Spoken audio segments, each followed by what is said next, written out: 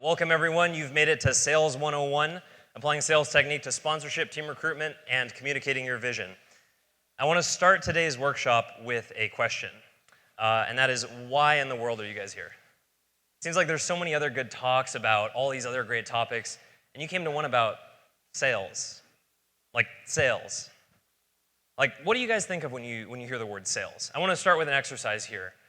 Sales is, I want you guys to fill in maybe a single adjective. What do you think of when you think of the word sales? Strategy. Boring, strategy, money, events. These are all good answers. I like the energy. The energy is like getting there for this room. I'm going to brief tangent here. Does anyone know what this is? It's terribly hard to see on the screen. British Parliament. This is specifically the House of Commons in British Parliament. Has anyone ever seen a video of British Parliament? I'm about to show you one. Order! Order!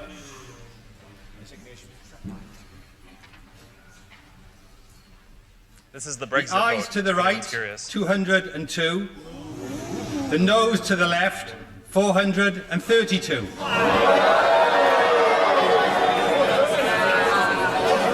It's kind of a high school gymnasium with all the reactions and the chatter on the side. I want this talk to be kind of like that. I want everyone to feel comfortable.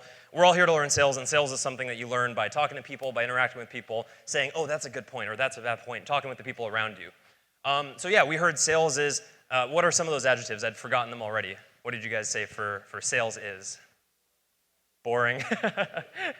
Oftentimes we'll get adjectives like these: dishonest, manipulative, tricky, sleazy, and aggressive. Most of us are probably vaguely tech-related people, right? Hi, it's Vince with ShamWow. You'll be saying wow every time you use this towel. It's like a chamois, it's like a towel, it's like a sponge. A regular towel doesn't work wet. This works wet or dry. This is for the house, the car, the boat, the RV. ShamWow holds 12 times its weight in liquid. Look at this. It just does the work. Why do you want to work twice as hard? Doesn't drip. Doesn't make a mess. Wring it out. You wash it in the washing machine. Made in Germany. You know the Germans always make good stuff. Here's some cola, wine. That's probably plenty of that video. For many of us, this is our first exposure to sales sometime in middle school. Sales is generally kind of a bad word. All of us are in tech and engineering or even business, and we think of ourselves as people that look a lot like this. Look, this is like a well-lit WeWork. They're having some sort of team meeting with all the laptops and stuff like that. When you think of sales, you don't exactly think of that. You think of this guy. Used car salesman is such a big part of our culture that we tend to associate sales with people that look like this. All of us think, oh, we don't need to be a salesperson. We'll just hire someone else to do it. We'll hire, if we start a startup, a VP of sales, or we'll get one of those people who is in business school or has a history of sales. We'll get them to do it. As tech people, we don't really need to do sales. And we get by with that mindset until something like this happens. It's not very clear, so I'll read it off. This is an email we got from my hackathon, Hack Harvard. And it says, hello, I lead product partnerships at Snap, and we want to explore how we can bring SnapKit to Hack Harvard in a big way next year. We're doing an internal evaluation on a few different sponsorship options today and tomorrow, and it would be very helpful to hop on the phone with someone ASAP. Who has seen an email like this before? Anyone that checks the Hackathon email account definitely has seen a couple of these. What would you do? You get this email, let's say, what is this? Oh, the time doesn't show on there, but let's say you get it at 4 in the afternoon. What would you do? Raise your hand. What would you guys do? Yeah. You still meet with them? You'd meet with them. Try to schedule a meeting. When? As I said in the email, as soon as possible. So you want to at least create contact with them, just because contact is very important. So you'd respond right away and maybe try to get a call that week, the next day, as soon as you could. What would you do?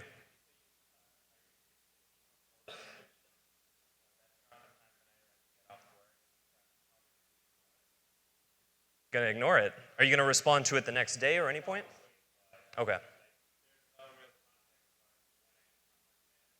Well, he's got the ASAP on there. That seems pressing. But you're saying, I think what you're saying here is he's off work for the day, so I could respond anytime that night, and it would probably be okay.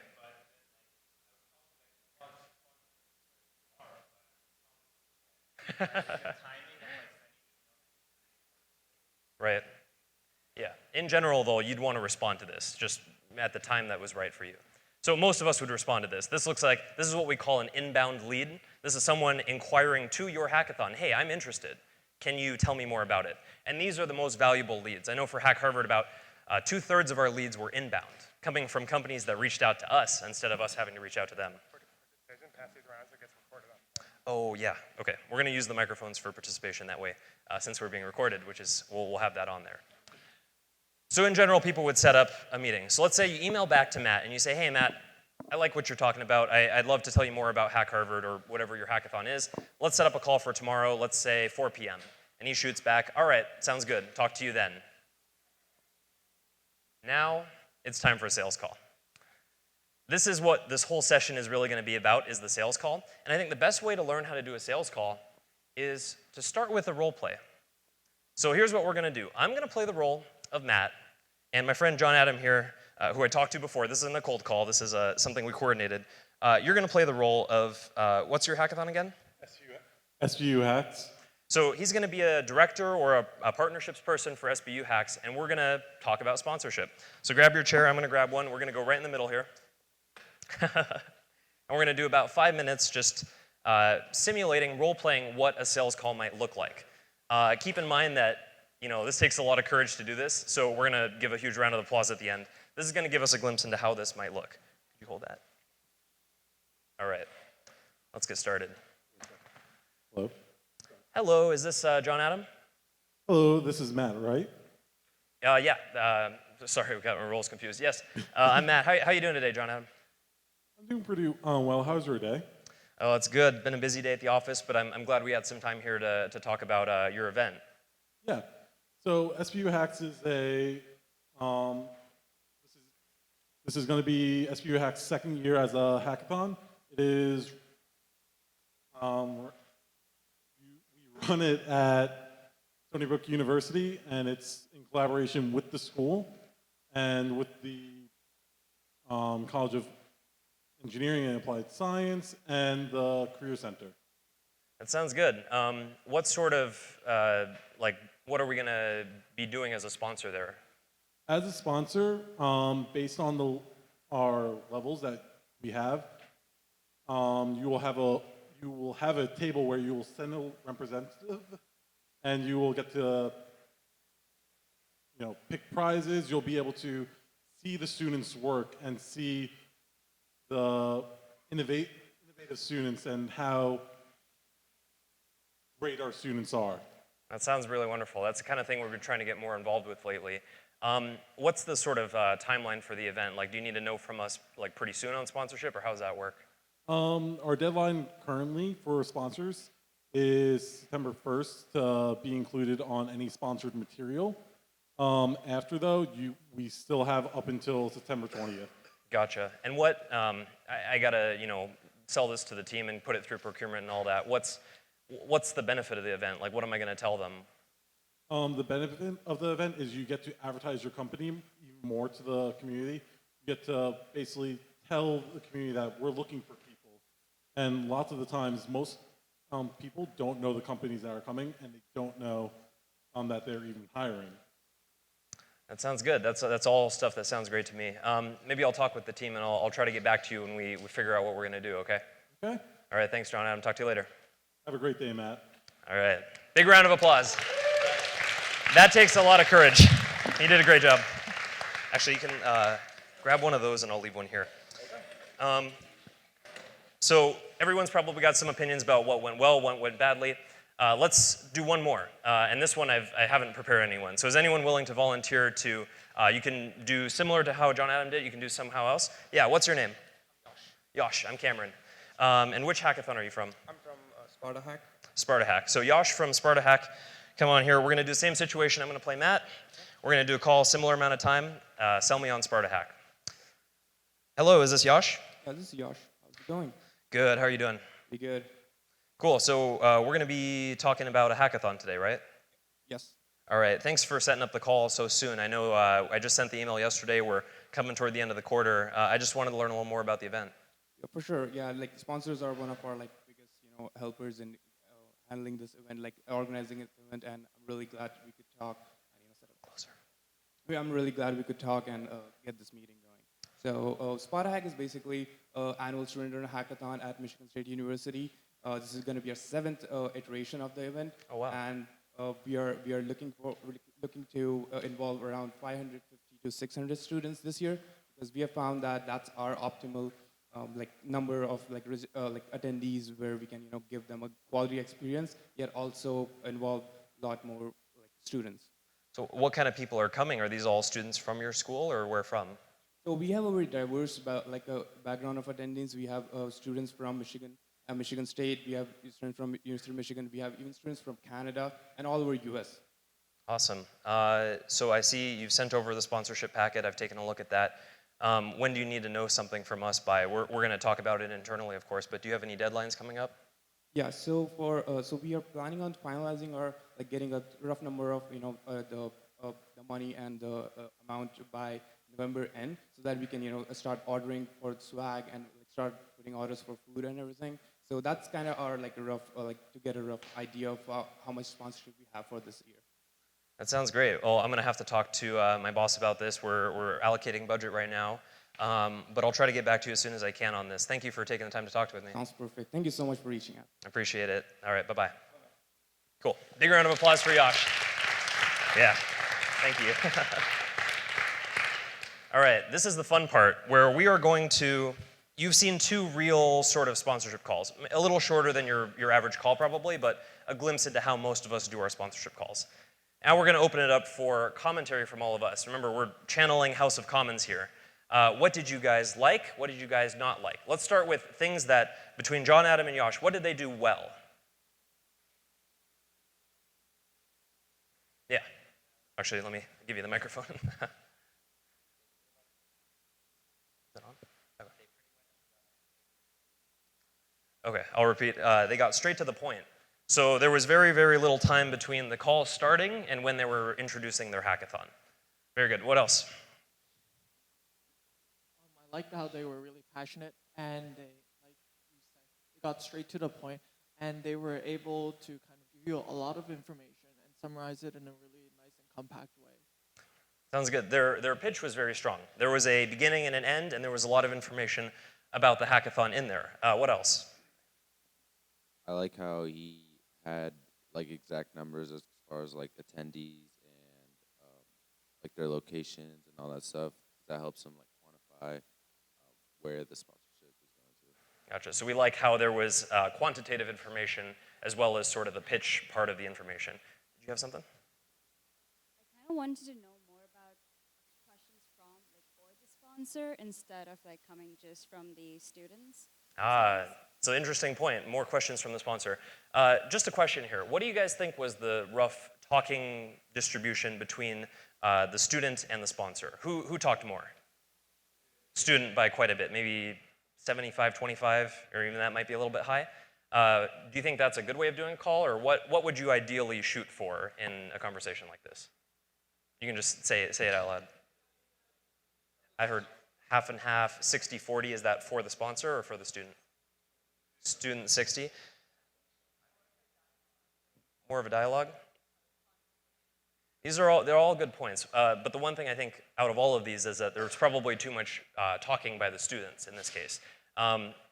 Who here has ever been on a sales call with someone trying to sell you something? Whether it be like a telemarketer or something, you know how there's a point where you kind of tune out, right? If they talk for more than maybe 3 or 4 sentences, you start thinking about lunch, you start thinking about whatever else you're doing that day. It's not natural to want to listen to someone talk for that long. So kind of distributing between the sponsor talking and the student talking, I think that's an excellent point. I think we've moved over to things to improve on. What else can we improve on those talks? Yeah. So, I think it's on.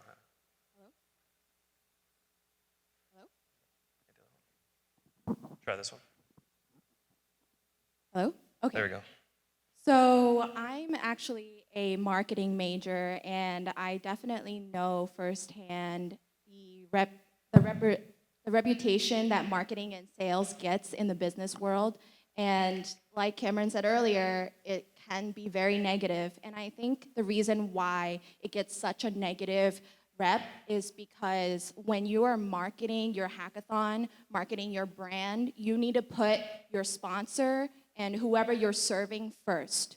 So whatever your sponsor needs comes first, and that's why there needs to be an equal distribution in the conversation, if not the sponsor talking more. So what I mean by this more explicitly is from the sponsor, you want to find out what type of talent they're looking to hire right now. You're looking from the sponsor what resources they would like and what they would like out of this relationship with your hackathon so that you can make that successful sales pitch. So it's really during that call, that first interaction with your sponsor, you want to find out what they need and what they want so that ultimately you can give that to them. Because if in this case, they're deciding between multiple hackathons, you know, you're not their best option, but you want to show them that you are their best option. And I think that some ways that you can do that are, for example, dropping in little statistics here and there about the tangible impact that your hackathon has and will continue to have in your community and beyond. So if you're a gender-focused hackathon, emphasize that.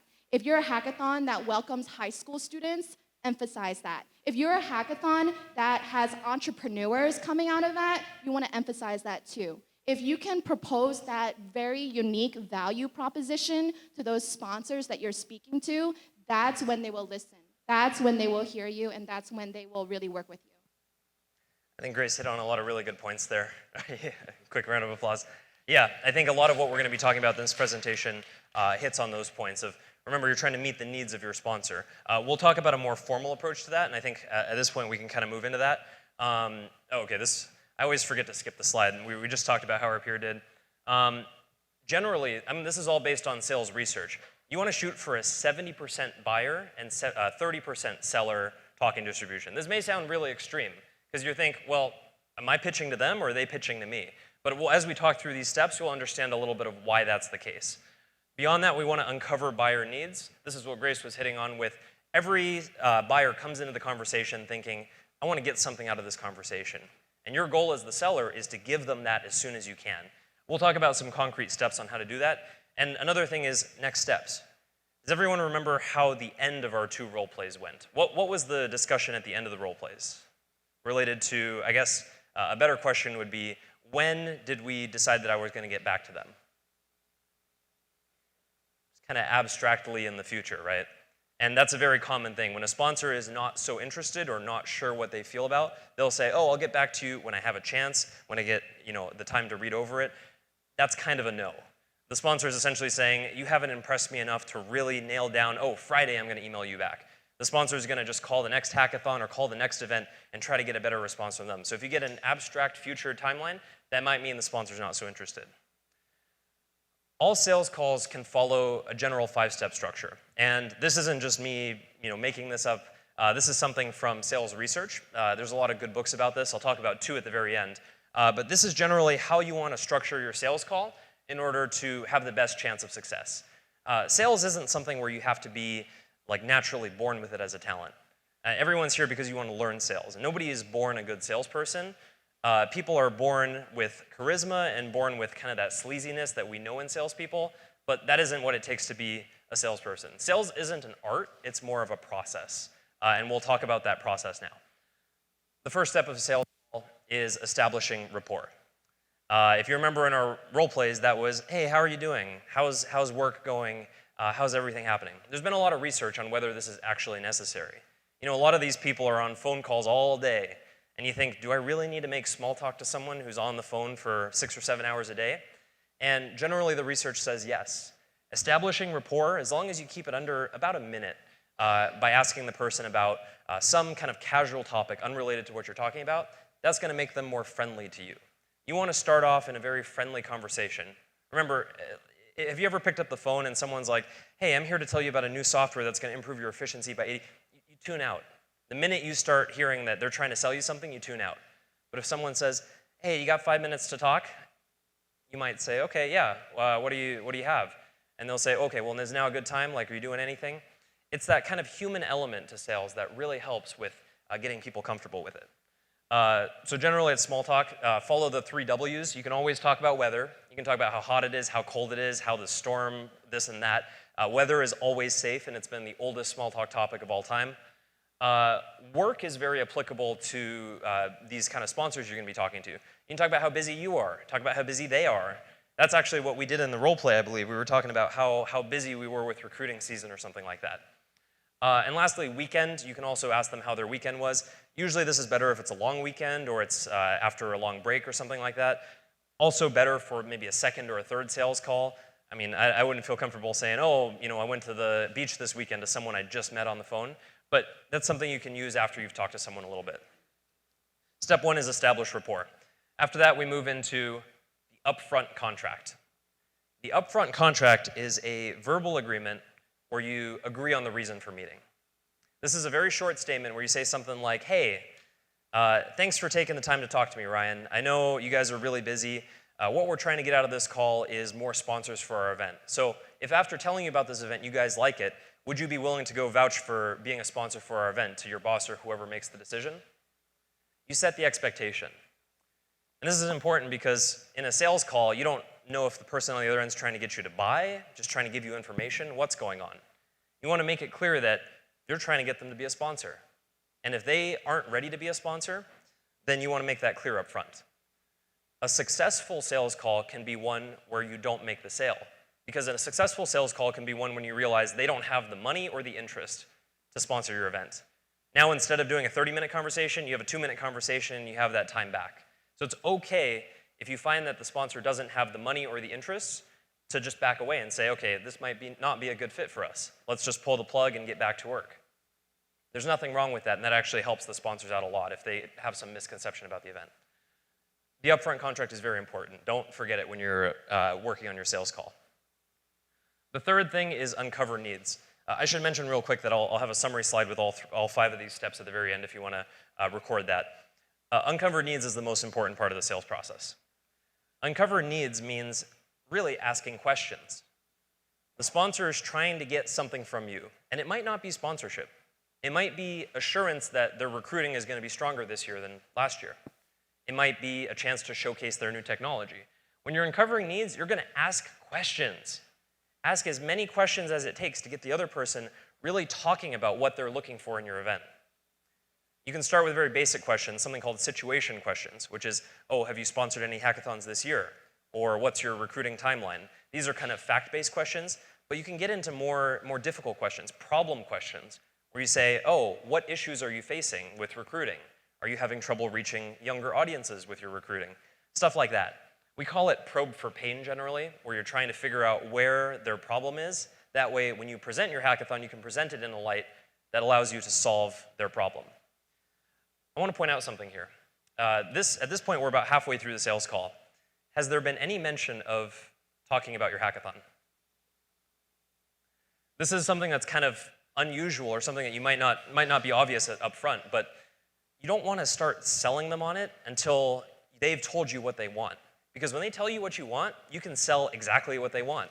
If you start telling them up front, oh, this is my event, this is how it works, you can mention the name of your event, you can mention the date if they ask, but you really want to get into them. You want to understand what issues are they facing. Hackathon sponsors typically have these 4 primary needs.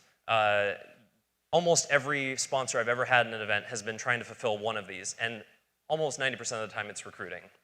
They want to get interns, they want to get full-time employees, they want to start getting, some roots in the college community, understand what sort of tech talent is coming out. Beyond that, you'll see API adoption testing. Usually bigger companies, they'll have some sort of new framework, new API. They want to run along and see how people feel about it, get the student developers' feedback. You can usually tell that because it'll be a division of the company that's super interested. Showcasing technology and marketing, it's less common, but it's sort of a secondary thing that happens when companies sponsor. And lastly, some companies are just nice. Not very many, that's going to be their primary reason, but sometimes, depending on the department you get, they'll just be looking to participate in the developer community and do good. Try to get to the root of one of these 4 reasons, because generally your sponsors are going to look for one of these, and it's usually going to be recruiting. And you want to understand what they really want out of their recruiting. Question? Here. What if the sponsors start with talking about our event for our hackathon. Because like we could like start about asking about what their needs are, but what if the sponsors upfront asks like, tell me about your event, what's it about? Let's do a role play. You be the sponsor. You can sit there. It doesn't have to be super formal. I'm gonna be just a hackathon. I'll represent Hack Harvard. We'll start the call. You go right into that. I'll show you how I'd respond to that. Hey Matt, how you doing? I'm good. How are you? Yeah. Good. So I understand we're talking about Hack Harvard sponsorship during this call, right? That's correct. That's correct. All right.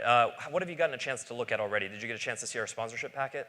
I did not yet. So could you tell me more about it? We'll send that over to you right away. Have you dealt with many hackathons in the past? Yeah, we have sponsored a couple of hackathons in the past. Cool. So our hackathon's a lot like probably several of the ones you work with. We get about maybe 600 people in it.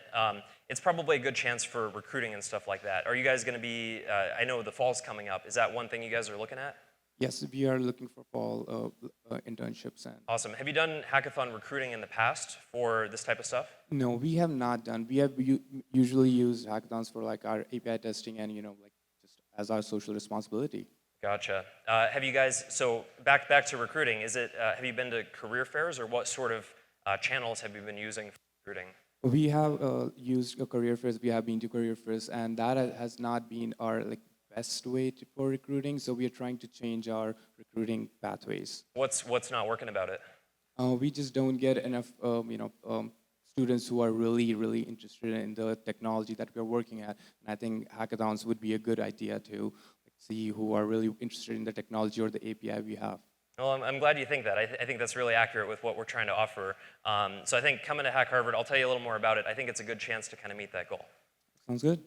Good job on the round of applause.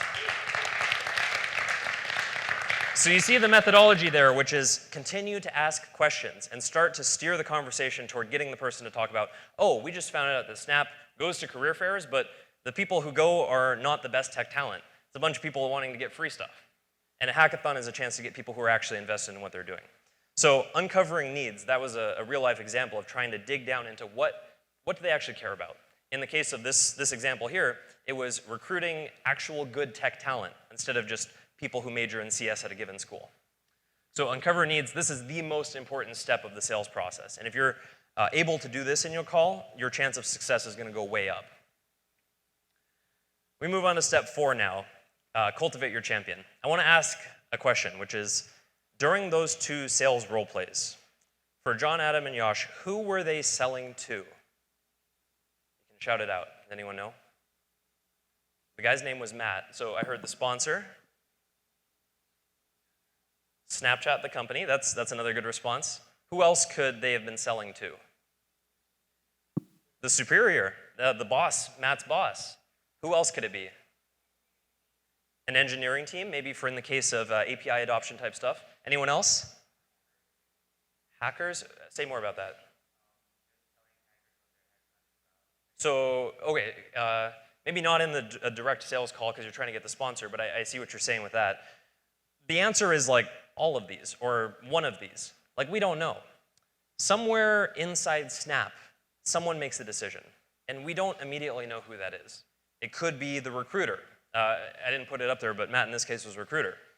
It could be Matt's boss who signs off on budget allocation. It could be the procurement department. It could be the marketing department. The truth is you don't really know who you're selling to.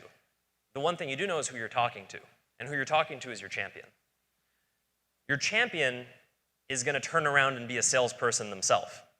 They're going to go to the boss, to the procurement department, to the marketing department, and say, hey, we really need to get involved with Hack Harvard. So even if you convince Matt to buy, you haven't convinced Snapchat to buy. You need to convince Matt that he has enough tools to go to Snapchat and convince them that they want to buy.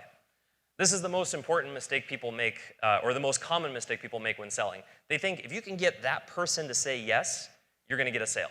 And the truth is, most of the time, you don't get a yes during the phone call. You get I like what I've heard, I'll check back and I'll get back to you. You're almost always selling to someone behind the scenes. And to sell to that person, you want to equip your champion with the knowledge and the skills to say, hey, I think Hack Harvard's really going to solve our recruiting problem, and here's why. Cultivating your champion is also one of the most important steps, with the understanding that your person's going to continue to sell even after you're gone. And the very last step is propose a commitment. When you're selling, you're trying to get somebody to agree to something. This entire process of establishing rapport, upfront contract, uncovering needs, and cultivating your champion is all leading to a point where you're going to make an ask. You're going to ask for what I say the highest realistic commitment that you think they'll give. Sometimes this is going to be sponsorship. You'll get to the end of the call and you'll say, hey, Matt, I really appreciate you talking with me. It sounds like we might be able to do a lot of good stuff for you. Do you think you can check with whoever the decision maker is in your organization and let me know if you'd be willing to sponsor our event? You say that to them, you put it in their head that, oh, we've reached the stage where I can go ask. He'll think to himself, I know who I got to ask, and that's suddenly on the table. Maybe if a call doesn't go as well, you'll say, hey, I know that our event might not be the best fit for you guys at this time.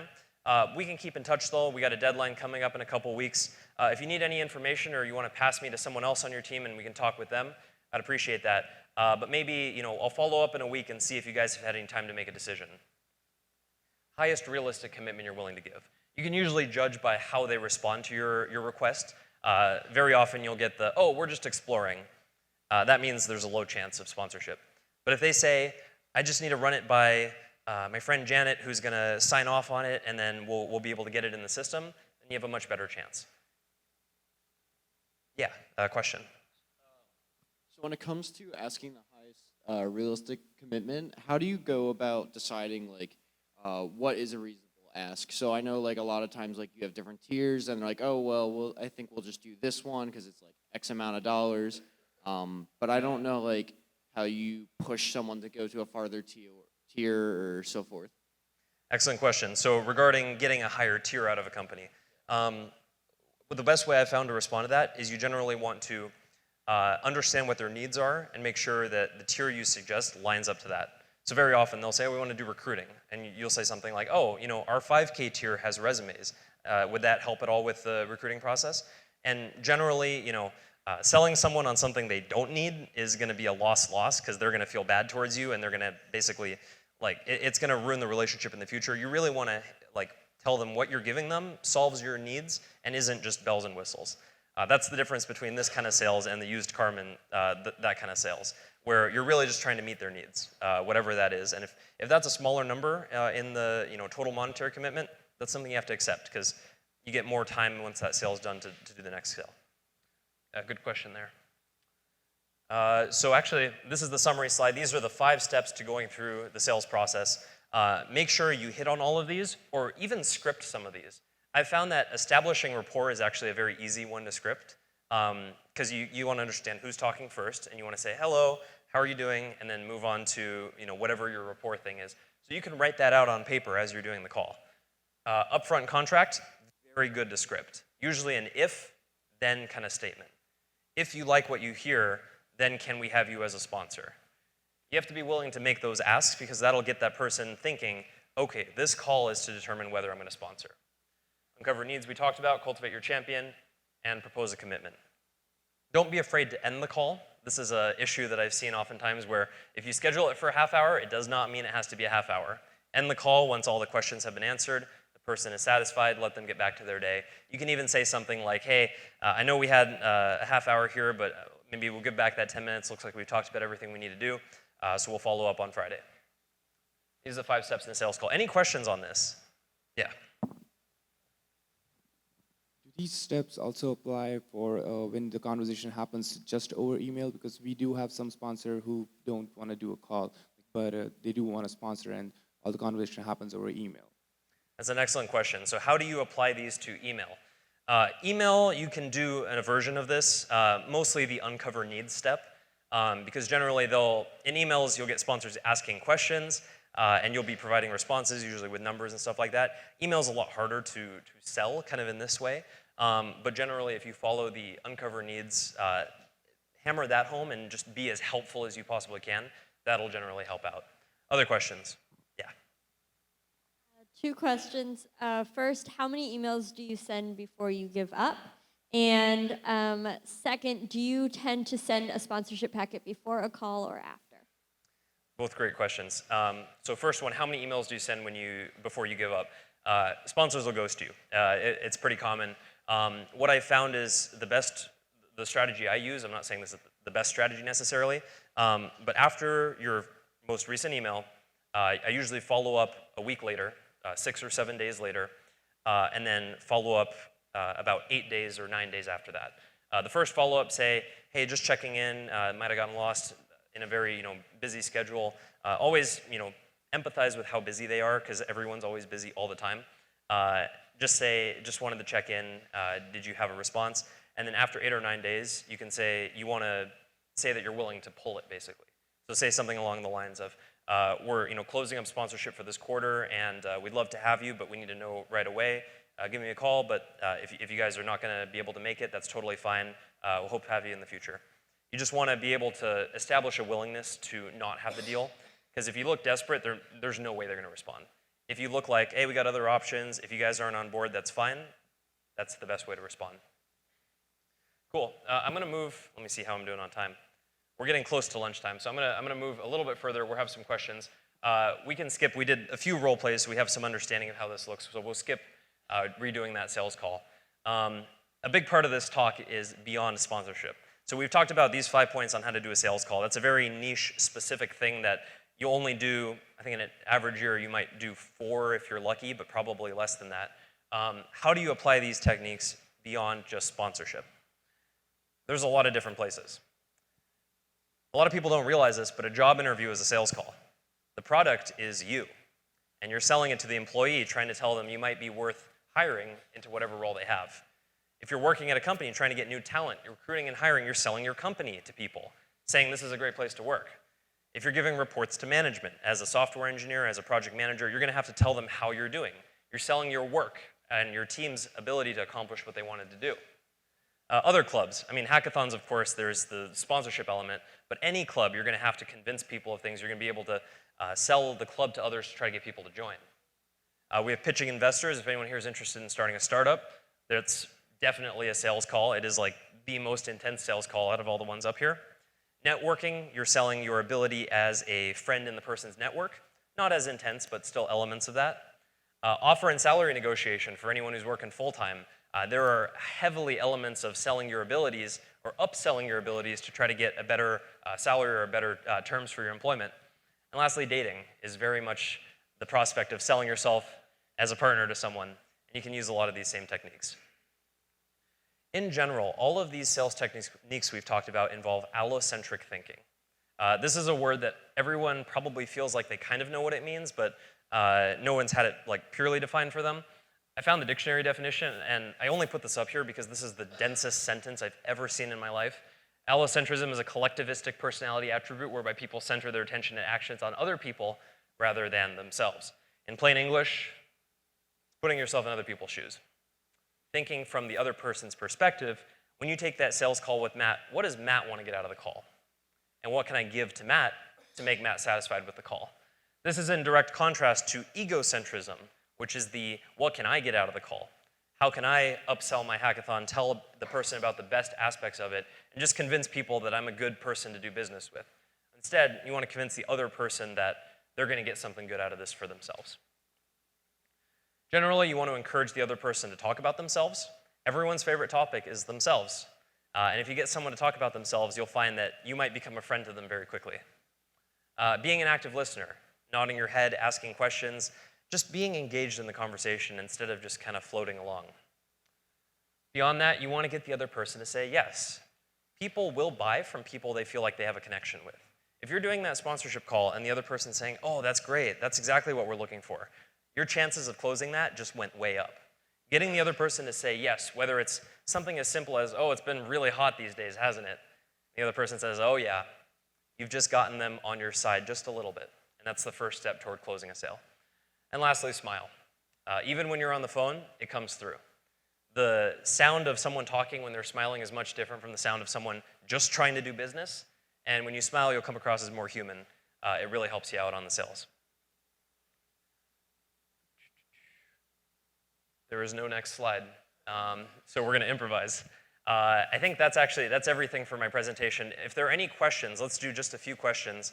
Anything on sales or beyond sales, anything like that? Yeah. Just for the recording. Do you use this sale process when you go to like interviews and stuff like Say that again, sorry? Do you use this sales process when you go to interviews? For interviews, yeah. I definitely use this for interviews. Because in general, an interviewer does so many interviews. One question I'll always ask, and you can jot this down as a very good interview tip. One question I'll always ask is, hey, if I end up getting this role, what's the biggest piece of advice you can give to me to succeed in this role? How can I make your life easier? And usually the person's like, oh, every software dev we hire doesn't write documentation for anything, doesn't comment their code. So if you can comment your code, you're going to be much better than the rest. And then you nod and say, oh, I love to comment my code. It's that same process of understanding what they want and making sure that you can give it to them. Genuinely, in a perfect world, genuinely, but if not, you want to emphasize the parts of you that fulfill what they want. Great question. Yeah. I think this was touched on a little bit before too, but say you're reaching out to a sponsor. I've gotten advice from like faculty mentors on both sides where some people say that you want to first kind of go there and like talk to them first before you give them more information about what type of sponsorship you're looking for or what you have to offer. And I have other like faculty mentors say that when you send an email, it should really include everything you want on there. Put your sponsorship booklet on there so that if you get an email back, you know something worthwhile. If it's not, then you can move on. So which one is generally better one thing to do? Excellent question. So that actually reminds me, I didn't answer the second part of your question about sending the sponsorship packet. There's a big difference between inbound leads and outbound leads. Inbound leads are the ones like the one we had there where they're reaching out to you. Outbound is your mass email to every sponsor out there. When you're doing those outbound emails, what I found to be the best way to do them is keep them very, very short. You want them to be at most 3 sentences. Say something like, you always want to address them by name. I think one of the other workshops is going to go more in depth on this. But you want to say, whoever's name it is, hey Charles, I saw that you're the recruiter for Microsoft, and I was really hoping to get a call sometime to talk about Hack Harvard. I attached our sponsorship packet, so if you want to take a look at that and let me know what you think. But ideally, we'd like to get a time to have a call and we can talk more about it. Thanks. I usually put the sponsorship packet in that first email because we all have this bad habit as people that when we get an email with an attachment, we click the attachment. And they'll be previewing your sponsorship packet and they'll immediately think, oh, this is an opportunity. They'll scroll down, see your tiers page, and mentally do a quick calculation like, oh, is this something we could do? If you're offering a pretty fair deal and kind of in an area where they're looking to recruit more, like getting their eyes on the sponsorship packet right away is going to help your case quite a bit. Yeah. So this takes it in a bit of a different direction, but I was wondering about like negotiation for legacy.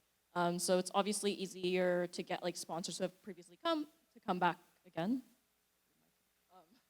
But like sometimes you'll get like a sponsor, they'll be like, hey, like I love your package, but we can't come at X price. What if we come for like $1,000 less? We want to dip our toes in the water, and then like we want to come back. But then next year you hop on the call and they're like, hey, last year we came for X amount. Like nothing's really changed. I'm getting the same thing. Like how do you change that? Like how do you maintain that relationship so that you can give them the deal that you want in the first year? You give that the opportunity, but still ask them to come at full price next year. Yeah, this is very common. Certain companies have very, very pushy procurement departments. So they'll send you an email that says, oh, we agree, we'd love to be a sponsor. And then you get an email from someone else that says, oh, 5,000? We only have 3,000 in the budget. Will you take 3,000?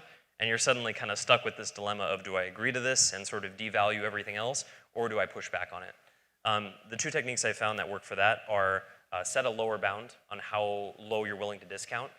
Typically for most tiers, we'll discount up to, I think we've had 20% some years, 10% other years, where if they really want to ask for it and it's a legitimate company and they're very close, that discount won't matter and getting the company is more valuable than that. If they push beyond that, you might have to lose a sale. Just know where you're going to set that threshold. And generally, like you can also negotiate other stuff too, which is like, oh, if we knock down the tier to this, then you're going to get a smaller table, or you're going to get maybe not an API prize, or whatever you want to do. As long as it's kind of proportional and you have a lower bound on how low you're willing to go, it's kind of case by case. Cool. We're going to wrap up quick because everyone's probably hungry. Everything in this presentation comes from these two books. The first one is Spin Selling by Neil Rackman. This is one of the oldest sales-related books out there, and it's very scientific. Every point he makes, he backs it up with a lot of data, a lot of kind of experiments that show in a controlled environment what's successful in sales and what doesn't work so well. The one on the right isn't about sales at all. This is How to Win Friends and Influence People. Really great read about kind of how to increase your emotional intelligence and have ability to deal with people that makes other people comfortable and happy with dealing with you. So much of sales is kind of forming those positive experiences, positive relationships. And that book helps quite a bit. With that, my name is Cameron. I'd love it if everybody here added me on Facebook and LinkedIn. I'll just accept everything for the next hour. Thank you so much for coming to my talk. Have a great lunch, everybody.